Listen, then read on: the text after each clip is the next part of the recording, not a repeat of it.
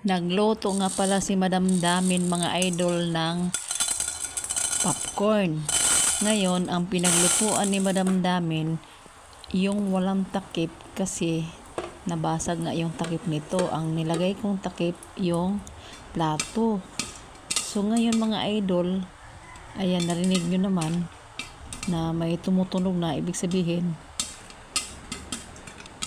umpisa na siyang naluto sa ilalim. Ngayon, nung maluto na siya, binuksan ko.